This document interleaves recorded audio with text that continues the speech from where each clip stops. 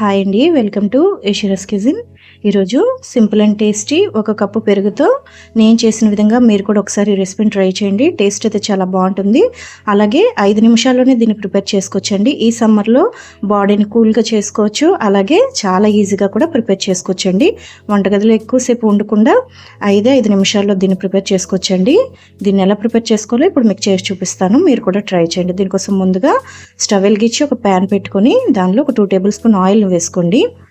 ఇప్పుడు దీనిలో ఒక 1 టేబుల్ స్పూన్ జీలకర్ర, అలాగే ఒక 1/2 టేబుల్ స్పూన్ ఆవాలు, అలాగే సన్నగా తరిగిన వెల్లుల్లి రెబ్బలండి ఒక 1 టేబుల్ స్పూన్ వేసుకోవాలి. అలాగే ఒక 3 ఎండుమిర్చిని కూడా ఇలా కట్ చేసి వేసుకోవాలండి. కొద్దిగా కరివేపాకును కూడా వేసి సన్నగా పొడుగ్గా కట్ చేసుకున్న ఉల్లిపాయ ముక్కలు కూడా 1 కప్పు వరకు వేసుకోవాలండి. ఉల్లిపాయలు ఎక్కువగా వేసుకుంటే ఈ రెసిపీ టేస్ట్ అయితే చాలా బాగుంటుందండి. వీటన్నిటిని కూడా కాస్త దోరగా వేయించుకోవాలి. వీడియోలో చూపిస్తున్నట్టు వేయించుకున్న తర్వాత దీనిలో ఒక బాగా మగ్గిన టమాటాని సన్నగా కట్ చేసి వేసుకోవాలండి. ఒక టమాటా అయితే సరిపోతుంది. దీన్ని బాగా మగ్గించుకోవాలండి. ఒకసారి కలుపుకొని ఫ్లేమ్ని మీడియంలో పెట్టుకొని మూత పెట్టి మెత్తగా మగ్గించుకోవాలండి. ఈ విధంగా ఒక 2 మినిట్స్ తర్వాత మూత తీసి చూస్తే మనకి టమాటాలు అనేవి చాలా మెత్తగా మగ్గిపోయాయండి.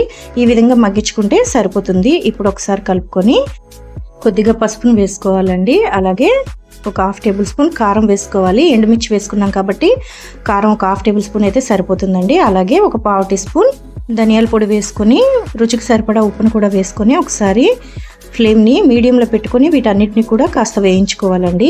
ఇలా ఒక 1/2 మినిట్ వేయించుకున్న తర్వాత దీనిలో 1 కప్పు పెరుగుని బాగా కలుపుకోవాలండి. ఇలా కలుపుకొని పెరుగుని వేసుకోవాలండి. ఇలా పెరుగు వేసిన వెంటనే స్టవ్ ఆఫ్ చేసేయాలండి. స్టవ్ ఆఫ్ చేసేసి మాత్రమే కలుపుకోవాలి. లేదంటే పెరుగు అనేది పాలు విరిగిపోయినట్టుగా వచ్చేస్తుందండి. అందుకని స్టవ్ ఆఫ్ చేసి కలిపేసుకోవాలండి. ఇంకా వాటర్ ఏమి కూడా యాడ్ చేయని అవసరం లేదండి. ఇలా బాగా కలుపుకున్న తర్వాత దీనిలో కాస్త సన్నగా తరిగిన కొత్తిమీరని వేసుకొని వేడివేడి రైస్లో కానీ లేదంటే చపాతీలోనికి సర్వ్ చేసుకుంటే టేస్ట్ అయితే చాలా చాలా బాగుంటుందండి. మీరు కూడా ఒకసారి ఈ విధంగా ట్రై చేయండి. టేస్ట్ అయితే చాలా బాగుంటుంది. చాలా సింపుల్గా చేసుకోవచ్చండి. అలాగే ఈ సమ్మర్లో మనం త్వరగా వంట చేసుకోవాలి అంటే ఈ రెసిపీని అయితే కంపల్సరీ మీరు ట్రై చేయాలండి. టేస్ట్ బాగుంటుంది. వంటకి కూడా చాలా చలువ చేస్తుందండి. పిల్లలు కూడా చాలా ఇష్టంగా తింటారు. మార్నింగ్ ఎలాంటి హడావిడి లేకుండా చాలా సింపుల్గా 1 కప్పు పెరుగుతో ఈ విధంగా ట్రై చేయండి.